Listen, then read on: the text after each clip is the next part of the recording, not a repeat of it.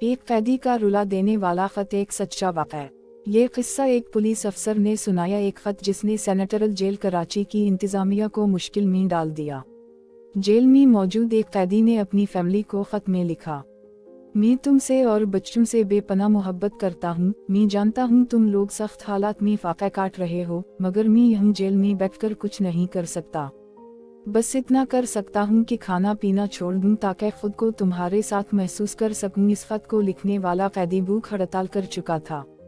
Jail इंतज़ामिया lakh कोशिश के बावजूद इसकी भूख हड़ताल ख़त्म न करवा सकी तो एला हुक्काम को मतला किया, जिसके बाद इस मामले की इंक्वायरी एक नौजवान पुलिस अफसर को सौंपी गई कि वो मालूम करे कि आखिर इस कैदी ने भूख हड़ताल क्यों की है। पुलिस अफसर के मुताबिक इसने खत को पढ़ा तो वो बेचैन हो गया।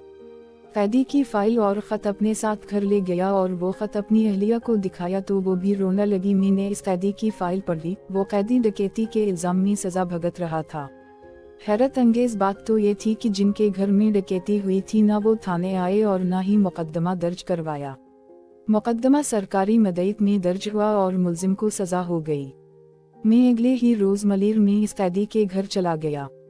इसकी अहलिया और 3 बच्चे मलीर खोखरा पार में एक कमरे के टन की छत वाले घर में रहते थे।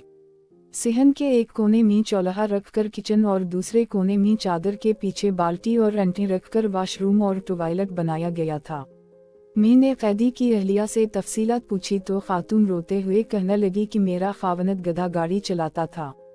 कराची के खराब हालात के दौरान फायरिंग से इसका गधा मर गया। वो कई दिन तक पीठ की आग बुझाने के लिए मजदूरी ढूंढता रहा, मगर इसे कोई काम ना मिला। इधर बच्चे भूख से बलक रहे थे, मोहल्ले वाले भी मदद कर रहे थे, मगर कब तक करते। आखिरकार जब हालात ज्यादा मुश्किल हुए तो मैंने खावनद को कहा कि कहीं से भी राशन लेकर आओ वरना मैं बच्चों को मार दूंगी। वो खामोशी से चला गया और फिर शाम को इत्तला आई कि मेरे खावनद को डकैती मारते हुए पुलिस ने गिरफ्तार कर लिया है। वो डकैत नहीं है, इसे मैंने डाकू बना दिया। इस घर की हालत खातून के बयान की गवाही दे रही थी। मैं वहां से निकल के इस घर में गया जहां डकैती मारी गई थी। इन्होंने जब मुझे तफसीलात बताएं तो मेरे होश उड़ गए। इन्होंने बताया कि दोपहर के वक्त घर में ख्वातीन मौजूद थीं। वो शख्स पिस्तौल के साथ घर में दाखिल हुआ और ख्वातीन को एक जानिब जुमा होने का कहा। बुजुर्ग खातून खाना ने कहा कि किसी को कुछ मत कहना, जेवर और रकम अलमारी में है वो ले लो।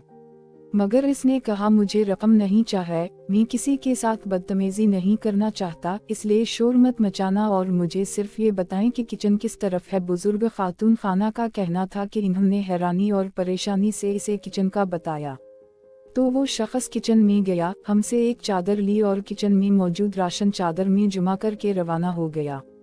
जाते हुए हमसे माजरत भी करके गया।